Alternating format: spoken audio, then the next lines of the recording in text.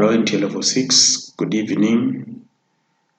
Let us discuss together session 20, which says nursing care of patient with a cognitive disorder according to standards. I think it is better if we discuss about cognitive disorders. We discuss the mood disorders, so that you will be in position to differentiate between cognitive disorder and mood disorders. Here we have learning tasks.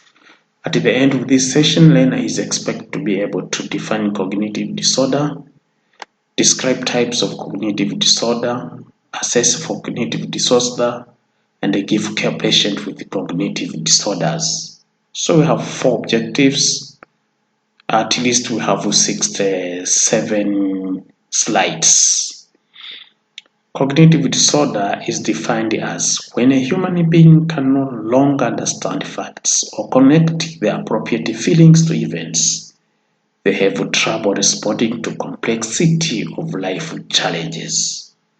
So cognitive disorder represents the complex interface between the neurology, medicine, and psychiatry. Cognitive comes from the word cognition. It means that a person is able to recognize feelings in relation to events which is appearing to him, which is hearing to him, and which is happening to him. Cognitive function is the ability to focus on environmental cues without distraction and register information. All daily activities which is carried within the environment should be registered, and the person is able to recognize. That is the cognitive functioning. Cognitive disorder, also known as neurocognitive disorder, a category of mental health disorder that primarily affect cognitive abilities, including learning, memory, perception, and problem solving. When the person is recognized something, it means that if there is a difficulty, he should solve that problem, but should be in a position to learn, should be in position to retain for later memory, should be in position to percept, and should be in position to solve problem. Cognitive dysfunction is a broad term for a variety of issues occurring in the elderly, from mid-cognitive impairment to dementia. There are several degrees and levels of cognitive function. Cognitive disorder include those in which a clinically significant deficit in cognition or memory exists, and is presenting a significant change from previous level of functioning. So, always a mental healthy person is working properly, is doing things properly. So if there is any deficit in cognition, that is called cognitive disorders. So cognitive disorders are divided into reversible and irreversible types. Commonly, changes accompanied with cognitive disorder. 1. Disorientation to time, place, and person. Even when you ask what is the time, despite saying that it is night, she or he may respond that it is in the morning. Decreased concentration, has no ability to concentrate with what is being taught, what is being asked, and what is happening. But also there is a loss of abstract thinking. And abstract thinking is the ability to think about objects, principles, and ideas that are not physically present. It is related to symbolic thinking, which uses the substitution of a symbol for an object or idea. But also another changes is language disturbances. you will see when we pass through with this cognitive disorder, you will see how the person is having changes in languages. So types of cognitive disorder include delirium, dementia, and Alzheimer's disease. These are commonly. And sometimes this delirium, dementia, and Alzheimer's disease are called organic psychosis because there is a neuropathology or organopathology. Let us see 20.1 delirium. Delirium is a sudden state of severe confusion and rapid changes in brain function, sometimes associated with hallucinations and hyperactivity, during which the patient is inaccessible to normal contact. Delirium, if you check a person who is sleeping and dreaming, you will hear doing so words is incoherent, can't be understood. That is a delirium. If you have seen a person who has a cerebral malaria, some talking nonsense things which cannot be understood, that is called delirium. Delirium can often be traced to one or more contributing factors, such as chronic illness, change in metabolic balance, especially low sodium, medication, especially anesthetics, infection, surgery, or alcohol or drug intoxication or withdrawal. Delirium is associated with many medical illnesses, such as severe pneumonia, myocardial infarction, urinary tract infection, drug adverse effects, example anticholinergic and tricyclics antidepressants. If a person has a toxicity with these drugs, may develop delirium. Delirium is an acute cognitive disturbance and often reversible condition that is common in hospitalized patients, especially to older ones. It is characterized as a syndrome. Delirium is a symptom. So delirium is the medical emergency and the life-threatening treatment should be immediately to minimize the severity. If you come across with a patient who has delirium, emergency care should be given because it is an alarm showing that there is a life-threatening. Predisposing factor for delirium: 1. Age, especially older age. They are commonly prone to develop delirium. Low education level, especially when you come across with a difficult situation, may run into delirium.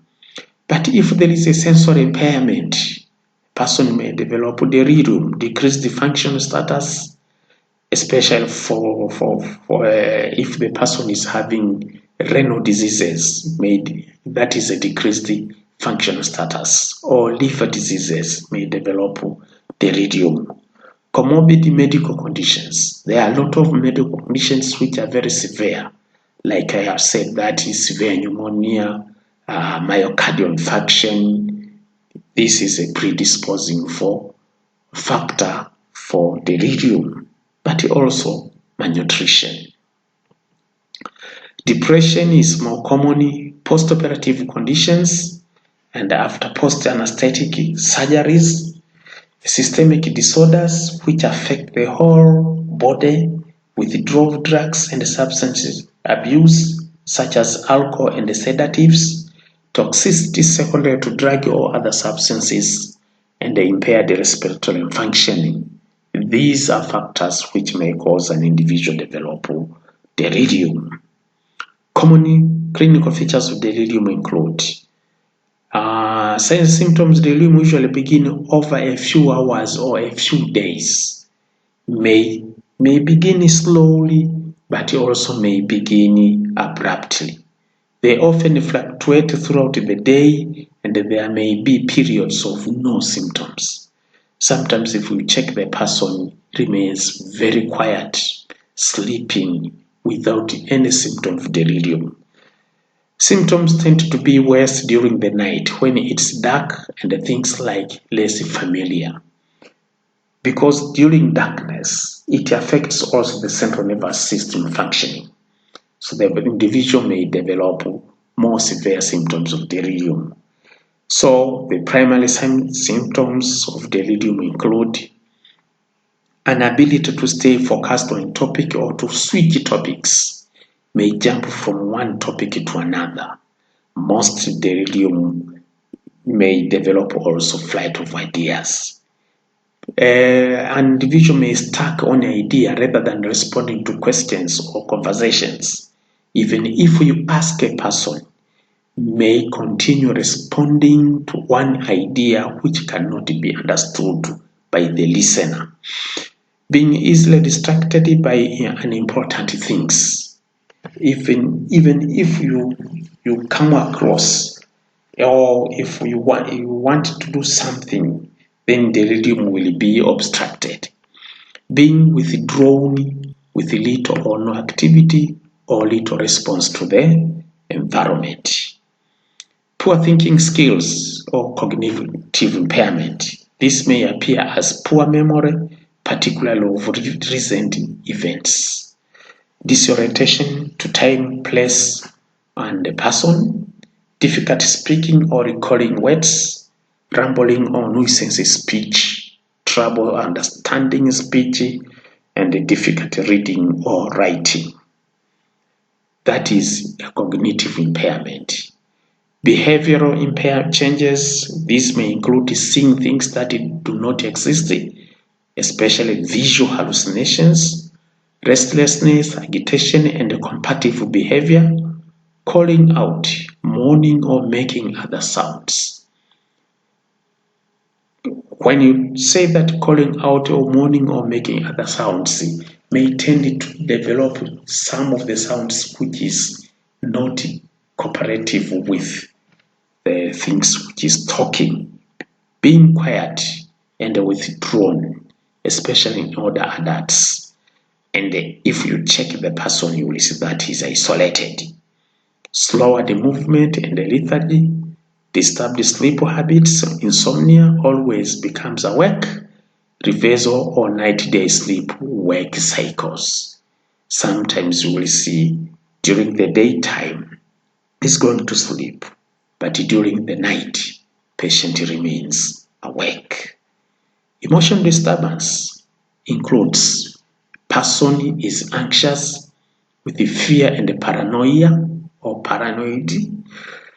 Patient becomes depressed, irritability or anger, even if you touch with a slight provocation, a sense of feeling elated, euphoric.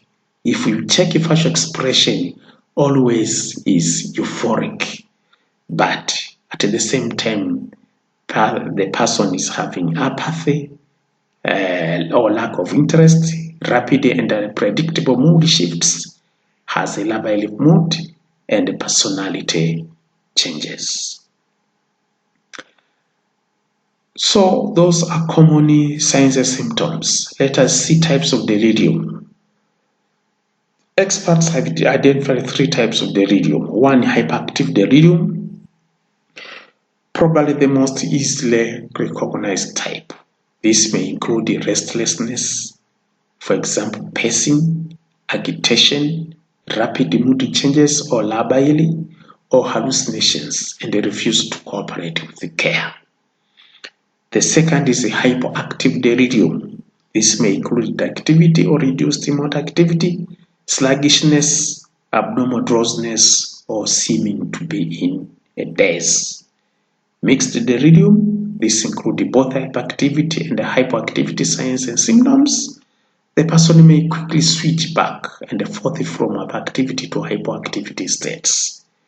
So to categorize these 3 types of delirium needs an expert and prescriber. Delirium and dementia. Sometimes delirium it is mixed with the dementia. Dementia and delirium may be particularly difficult to distinguish, and a person may have both. In fact, delirium frequently occurs in people with dementia, but having episodes of delirium does not always mean a person has dementia. Person may have a repetition of the delirium symptoms at the same time as having dementia, but a person may have a dementia without delirium.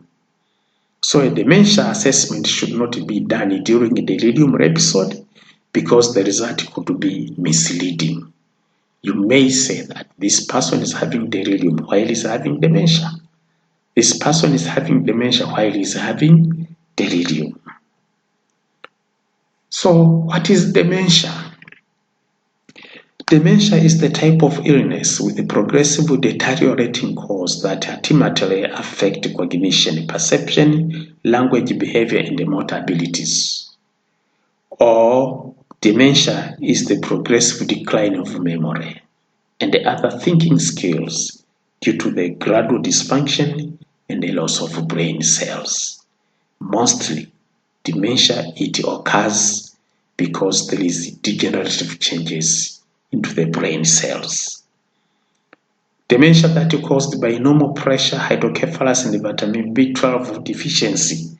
This is called Wernicke's encephalopathy or and the Korsakoff's syndrome, which is caused by vitamin B deficiency, and a chronic alcoholic patient can be reversible.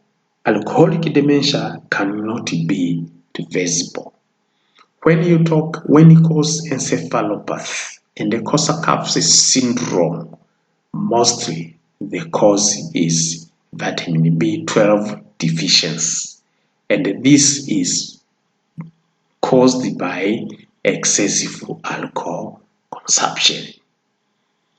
So, some differences between the symptoms of delirium and dementia include onset.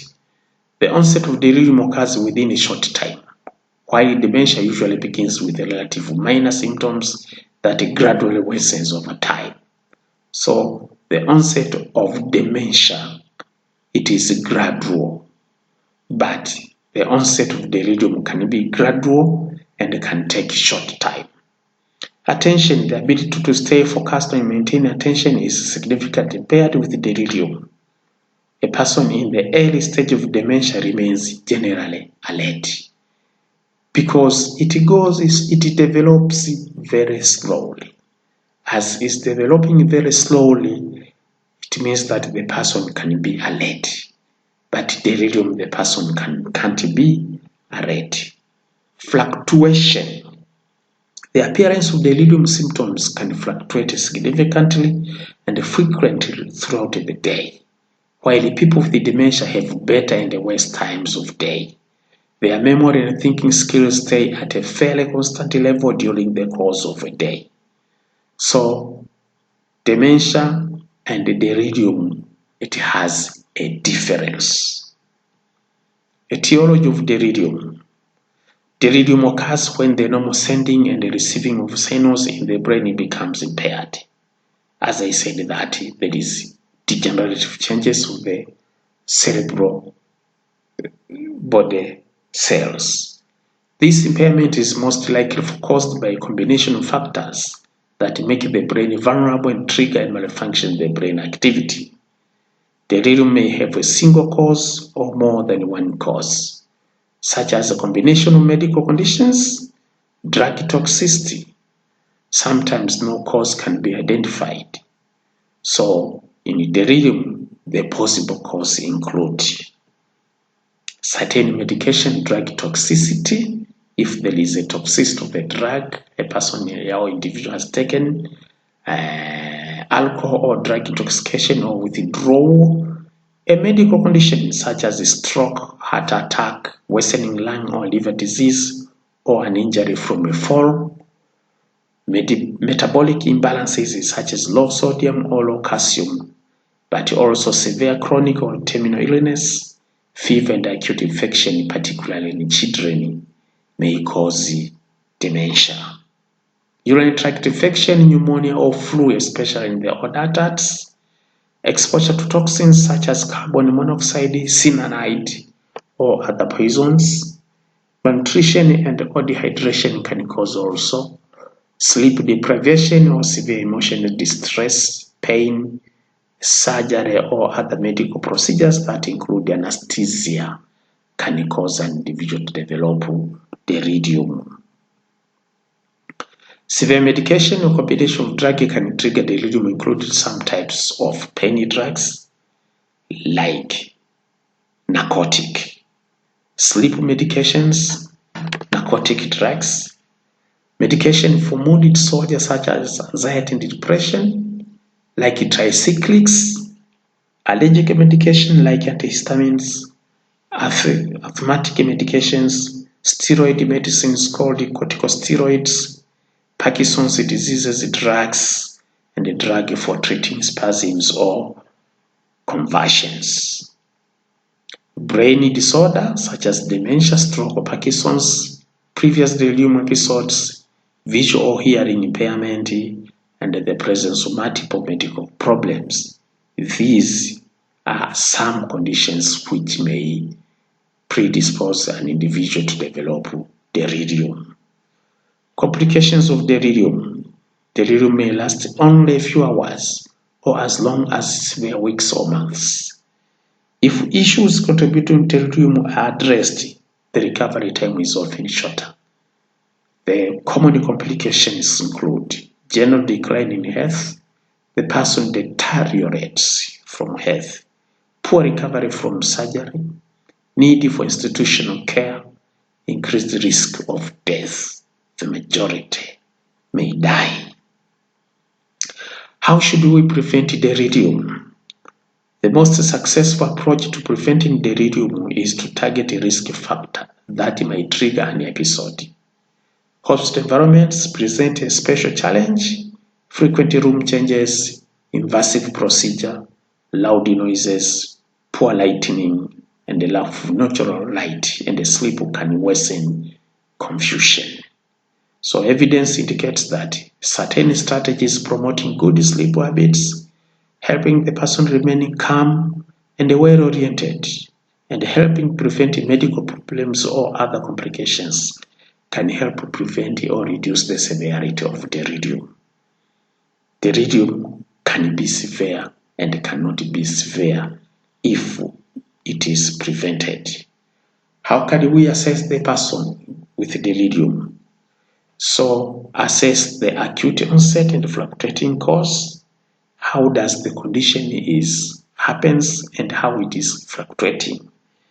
Reduce ability to direct focus shifts and sustain attention. Disorganized thinking. Disturbance of consciousness. Suspect the presence of delirium. When a patient abruptly develops a disturbance of consciousness that manifests as a reduced clarity of awareness of the environment. Cognitive and perceptual disturbance. It may be difficult to engage patients experience delirium in a conversation. As I said that a person who is having delirium, it is very difficult to interrogate or to discuss something. Even if you ask, the person may fail to respond clearly. So illusions and hallucinations mostly are present, especially visual and auditory hallucinations. Physical needs, self-care deficit, injury, or hyperactivity or hypoactivity may lead to skin breakdown and possible infection. So often this is compounded by poor nutrition, forced bed rest, and possible incontinences. You need to check such things and you prevent to develop. Mood and physical behavior changes may occur, such as moods may swing back and forth among fear, anger, anxiety, euphoria, depression, and apathy. Mostly, the person is having labile mood. So, prevent provoking an individual to develop labile affect or mood. Most of this person has insomnia, so sleep deprivation related to impairment, cerebral oxygenation, disruption in consciousness should be done. Impaired verbal communication related to cerebral hypoxia, decreased cerebral blood flow, and self-care deficit and impairment in social interaction is mandatory. So that is pterygium. Let us discuss number 3, dementia. Dementia is the type of illness with progressive deteriorating cause that ultimately affect cognition, perception, language, behavior, and motor abilities. Dementia can be reversible, that caused by normal pressure, hydrocephalus, and vitamin B12 deficiencies.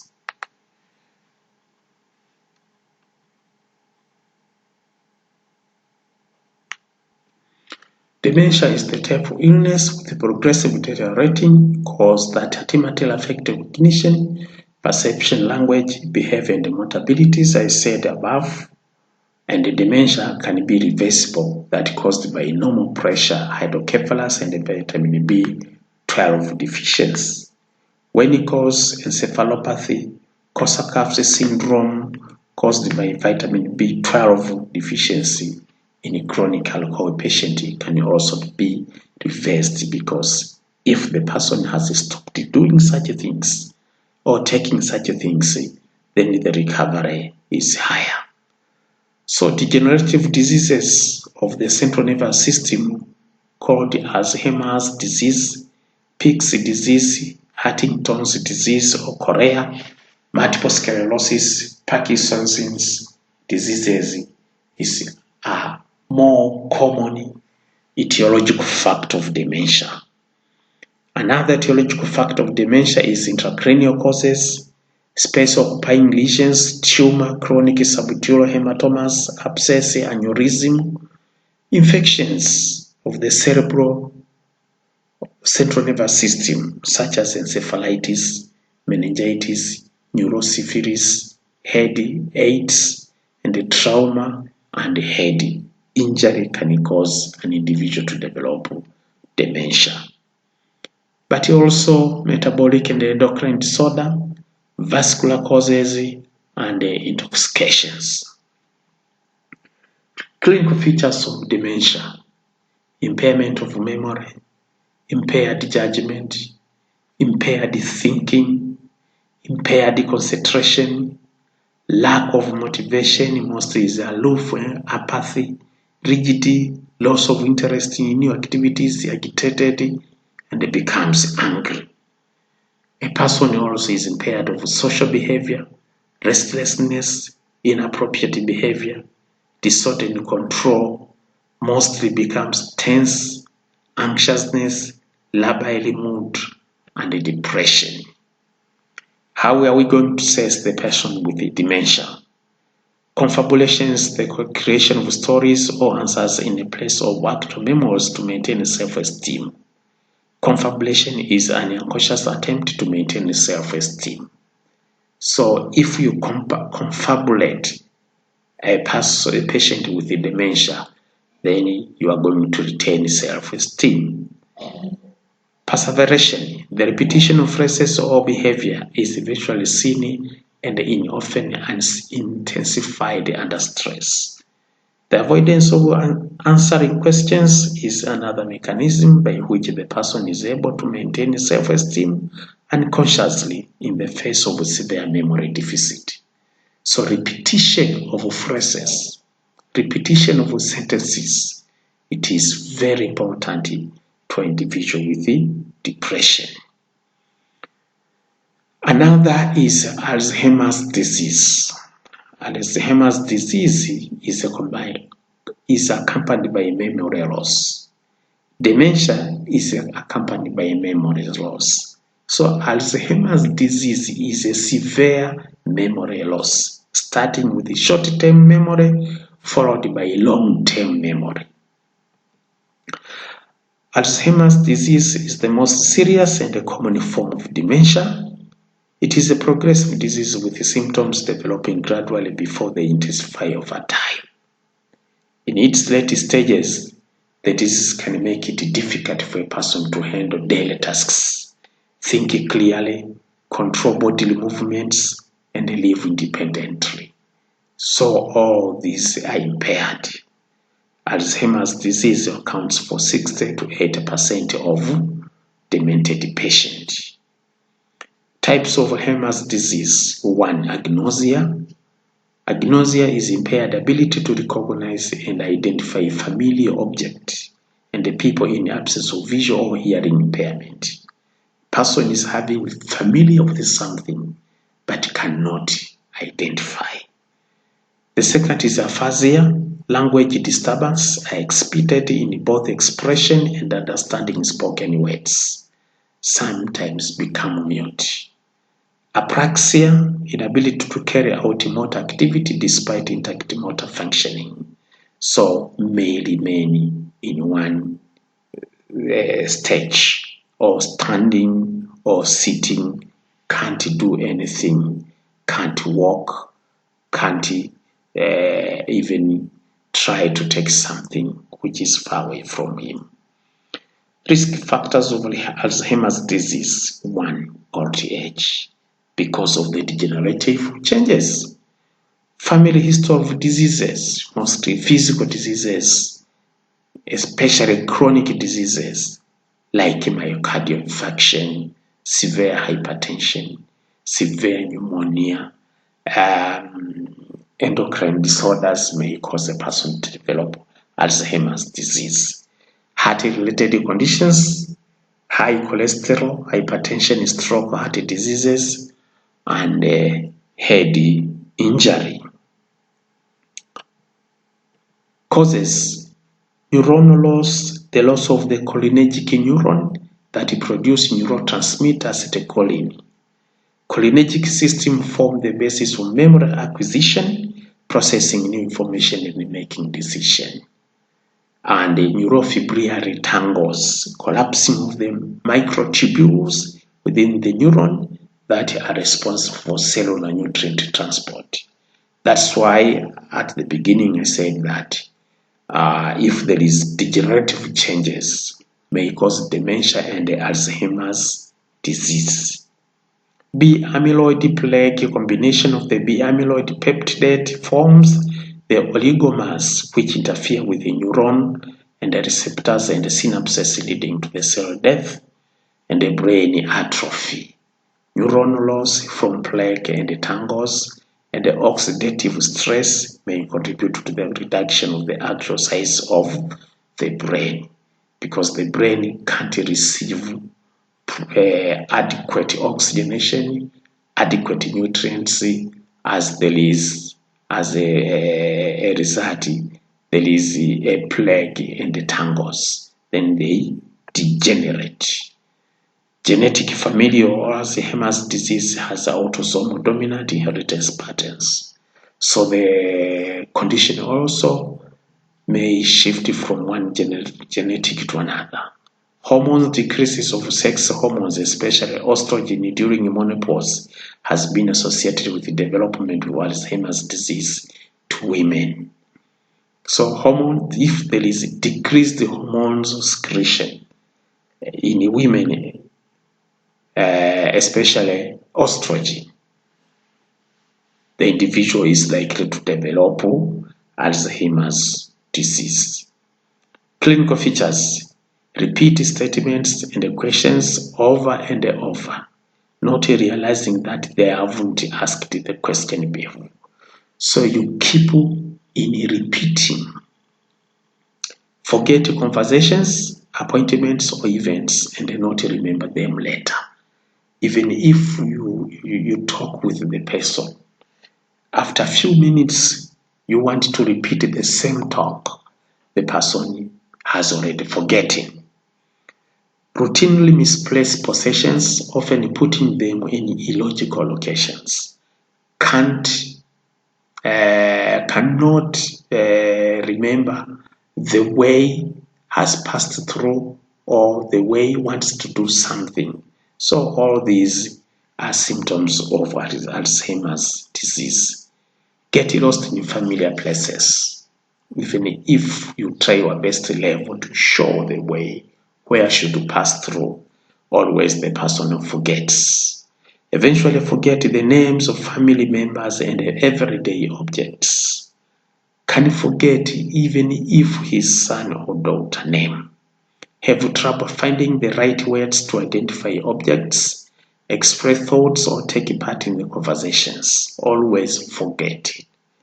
difficulty concentrating and thinking, especially about abstract concepts like numbers. If you ask, okay, can you count 1 to 10? 1, 2, 3, 4, 5, 6, 7, 8, 9, 10. Backward, then it becomes lost. How are we going to assess a person with Alzheimer's disease?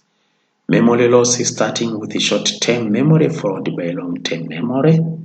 Word finding difficulty patient describing the item rather than naming it, which complicates communication with the patient. And the difficulty concentration, trouble understanding conversation or following television programs. If you check these things, then the person can't remember that is Alzheimer's disease. But also misinterpretation of the environment. Always, patient may experience visual hallucination. Most of the dead relatives' voices and sounds typically go along with the visual hallucinations.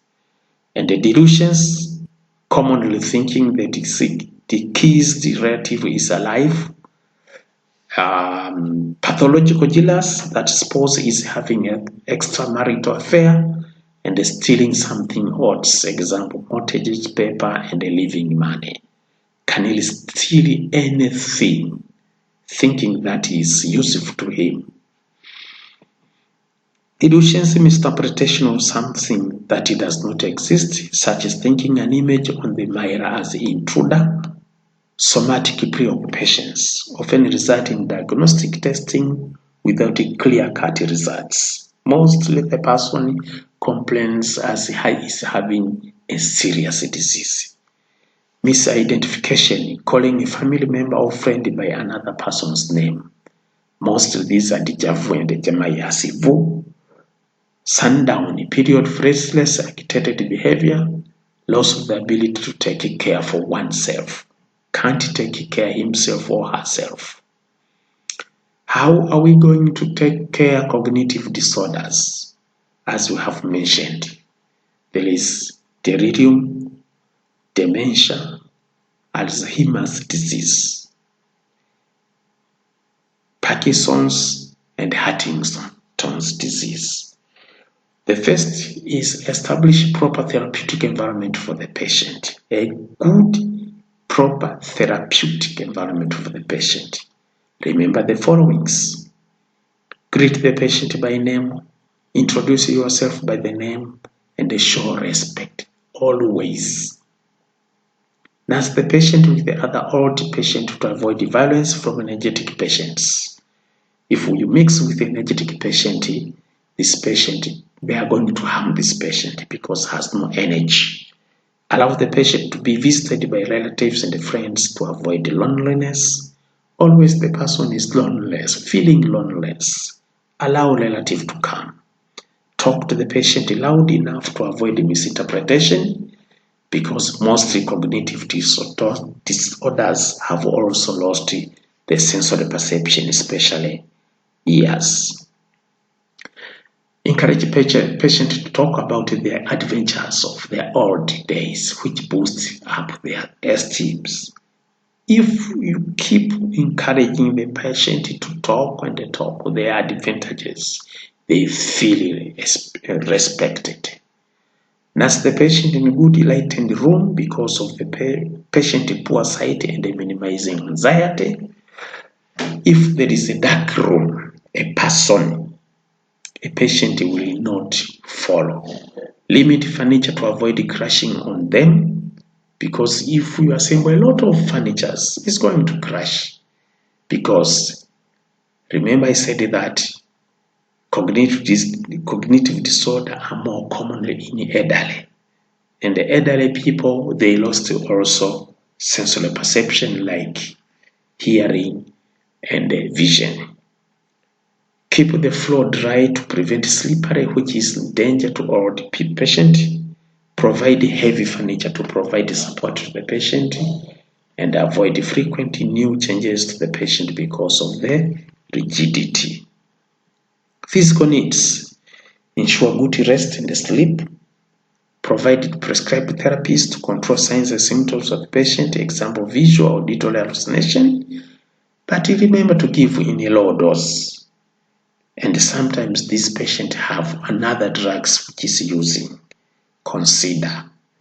Does the patient in less complicated environment as the patient has memory defect? Nutrition. Provide a well-balanced diet that is easily digested with the patient. Serve the food neatly and in small amounts frequently to make sure that you balance the body's nutritional needs. Assist in feeding whenever necessary. Supervise, stay with the patient, and make sure that the patient is taking food. Observe and keep a record of the way of eating and amount of food taken. Provide oral fluids to control dehydration and constipation. Remember, such patient is having reduced activities. Elimination. Ask the patient whether he or she feels going to the toilet and assist him if you think that he is not able to go. Take him to the toilet because they usually forget attending the call of nature. They may stay while he wants to pass urine and cannot remember. Instruct him to clean his private parts and hands after attending toilet, redress properly, and assist back to the ward to his bed. Assist back. Exercise. Apply both passive and active exercise to the patient.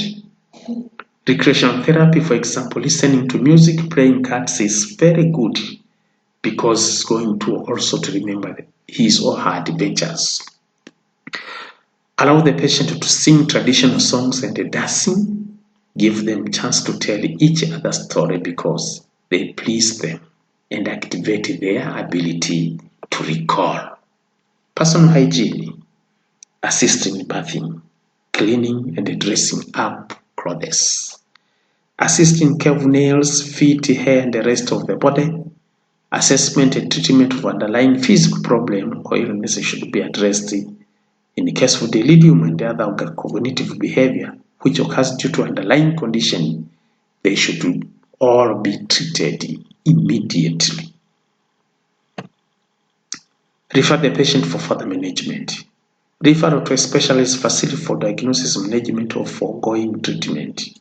So the following four main considerations when you find the patient include: if their diagnostic is difficult, it means that you have failed to diagnose properly.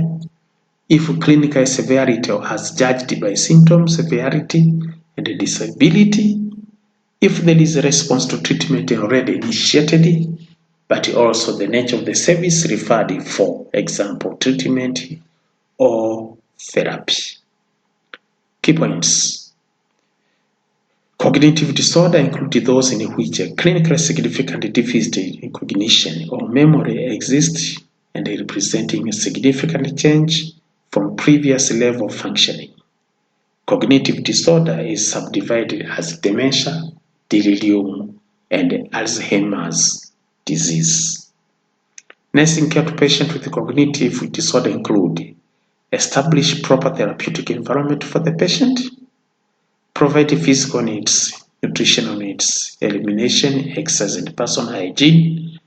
Their assessment and treatment of underlying physical problem or illness should be addressed. So these are references which you pass through. Thank you very much.